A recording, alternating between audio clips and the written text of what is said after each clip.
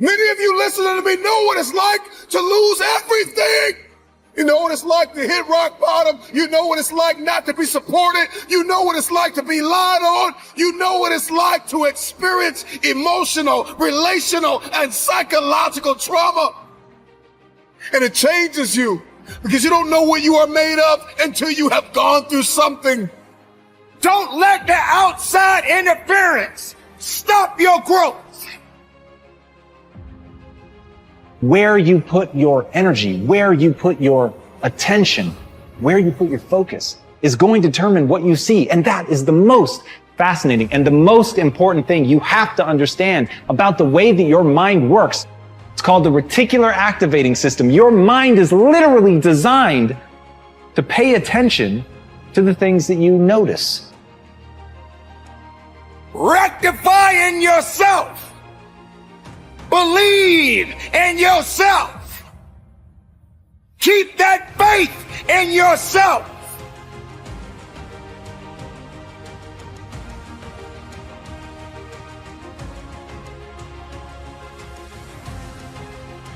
We are all under the law of our own consciousness, our own thoughts, and only we attract specific experiences to us by the way we think. When you change your thinking process, then everything in your life will also change. You will be amazed and delighted to see how people, places, things, and circumstances can change. Blame is just another negative affirmation, and you do not want to waste your precious thoughts on it. Instead, learn to turn your negative affirmations around into positive ones. When you first begin to make the changeover, and really pay attention to your thoughts, you will be horrified to realize how negative much of your thinking has been. So when you catch a negative thought, just think to yourself, this is an old thought, I no longer choose to think that way. Then find a positive thought to substitute for it as quickly as you can. Remember, you want to feel good as much as possible.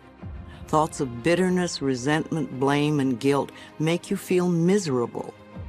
And that is a habit you really want to release.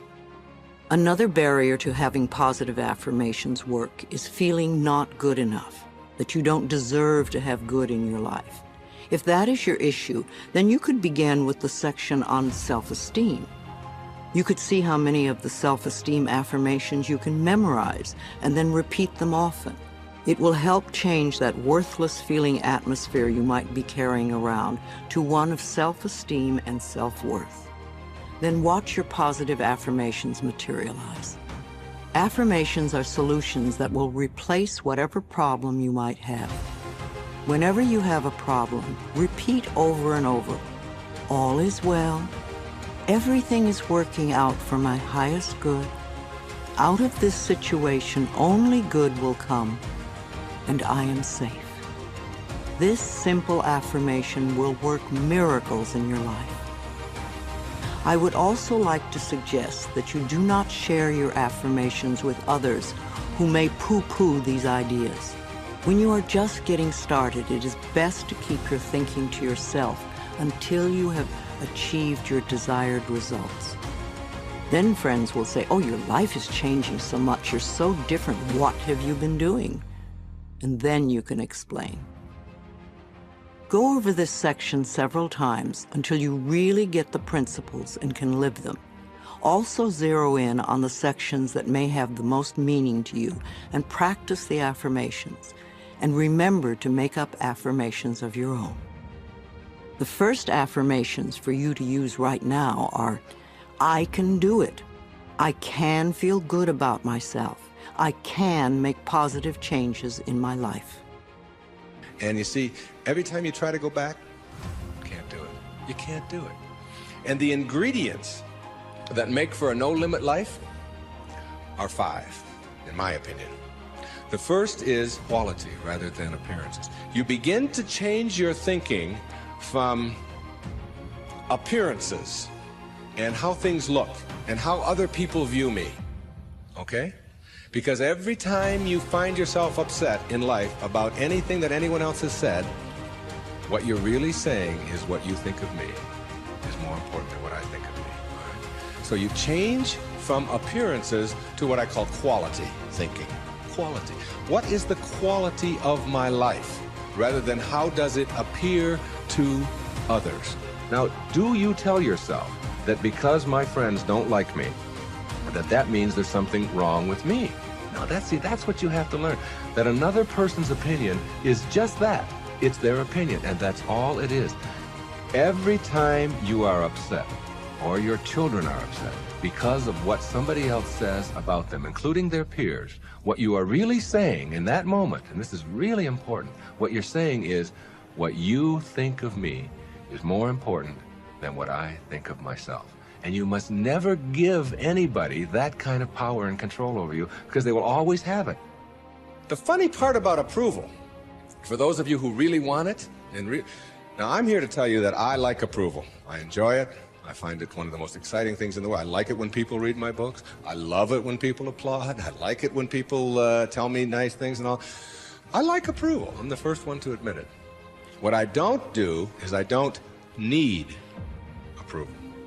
There's a big difference between wanting approval and needing approval. When you need approval, it means you become immobilized when you don't get it, from making other people's opinions more important. Now, for those of you who say, yeah, but I want approval and I need it, and if I don't get it, and so on, then understand this. The people who get the most approval in life are the ones who care the least about it. And the ones who get the least approval are the ones who are always going after it. So if you want approval in this paradoxical way that I'm talking about it, stop needing it. Stop concerning yourself about it. Ask yourself, who gets the most approval in life? Think of the person that gets the most approval, and you'll see that that person couldn't care less what other people are thinking. They're so busy being, they don't have time to notice what their neighbors are doing. Thoreau said this, he said, if you advance confidently in the direction of your own dreams and endeavor to live the life which you have imagined, you will meet with a success unexpected in common hours. What that means is that success is not something that you can get in life. Success is an inner process. Success is something that you bring to everything you do in your life. It isn't something you get out of what you do. And when you get that, and you learn how to get the junk out, and advance confidently, doing what makes the most amount of sense to you based on your inner signals and the one issue of morality, which is you never interfere with anybody else's right to do the same. Each person has their own right to advance confidently in the direction of their own dreams. And when you violate that, you're violating the principle of the universe, the essence of the universe, which is cooperation and harmony.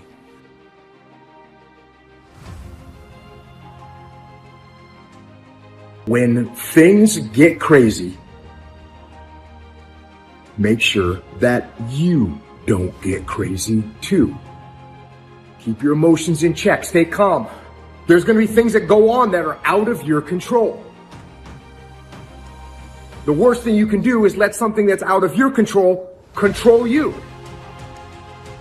Get control of yourself. Get control of your emotions. Don't get angry. Don't get frustrated. Instead, stay calm and figure out how to move forward. So you want to ask yourself, what story do you find yourself telling? Because the more you tell the story, the more active it is within you, and the more it becomes your point of attraction. And the more it finalizes, way too strong of a word, but the more it causes a belief to be powerful within you, and your powerful beliefs that are in opposition to your powerful desires are the only problem in the world that you ever have.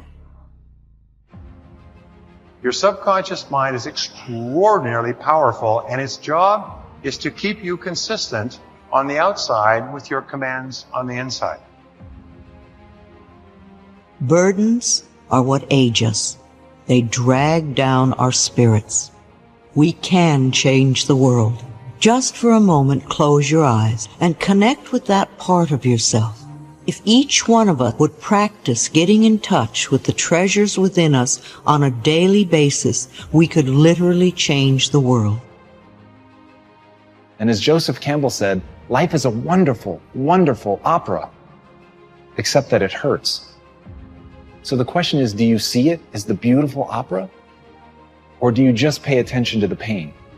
You get what you focus on. If you focus on the things that are bad, they will become real. They will become exaggerated. They will begin to monopolize your thoughts. You'll see them everywhere. And at the end of the day, you're going to get what you focus on. They're both true.